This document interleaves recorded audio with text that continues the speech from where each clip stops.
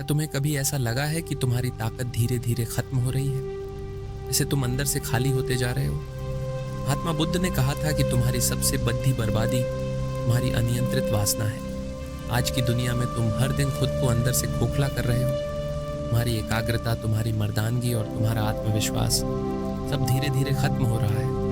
हर बार जब तुम अपनी इंद्रियों के सामने हार मानते हो, तुम अपनी आत्मा का एक हिस्सा खो देते हो। लेकिन क्या तुम जानते हो, राजकुमार सिद्धार्थ ने बुद्ध बनने से पहले एक बहुत ही गहरा राज्य खोजा था। एक ऐसा गुप्त ज्ञान जो तुम्हें साधारण से महापुरुष बना सकता है। बुद्ध ने जब ज्ञान प्राप्त किया, उन्हें पहला गुप्त रहस्य मिला, ऊर्जा का रूपांतरण।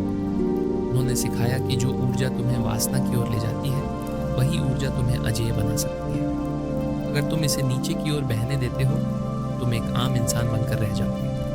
लेकिन अगर तुम ब्रह्मचर्य के माध्यम से इसे ऊपर की ओर मोड़ते हो, तो यही ऊर्जा तुम्हारे मस्तिष्क में जाकर ओजस बन जाती है। ओजस वह दिव्य प्रकाश है जो तुम्हारे चेहरे पर तेज, तुम्हारी आवाज़ में वजन, तुम्हारे दिमाग में बिजली जैसी फुर्ती पैदा करता है। ये कोई जादू नहीं, बल्कि बुद्ध का बताया हुआ प्राचीन विज्ञान। दूसरा गुप्त रहस्य है इंद्रियों पर विजय।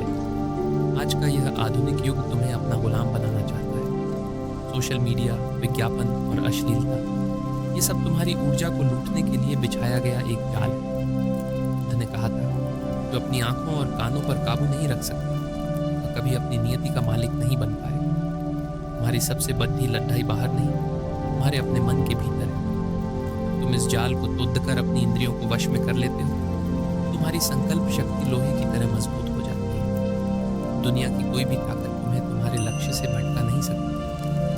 तीसरा और सबसे गहरा रहस्य है संकल्प की अजेय शक्ति। बुद्ध के अनुसार जब तुम 90 दिनों तक ब्रह्मचर्य का पूर्ण पालन करते हो, तुम्हारे शरीर और मन का पुनर्जन्म होता है। तुम्हारी बुद्धि इतनी कुशाग्र हो जाती है कि तुम वह देख पाते हो जो आम लोग नहीं देख सकते। एकाग्रता हिमालय की तरह अडिग हो जाती है। ब्रह्मचर्य का पालन करने वाला व्यक्ति भीड़ में भी अलग चमकता है। उसकी आंखों में एक ऐसी सच्चाई और शरीर में ऐसा अदम्य साहस आ जाता है, जिससे पूरी प्रकृति उसका साथ देने लगती है।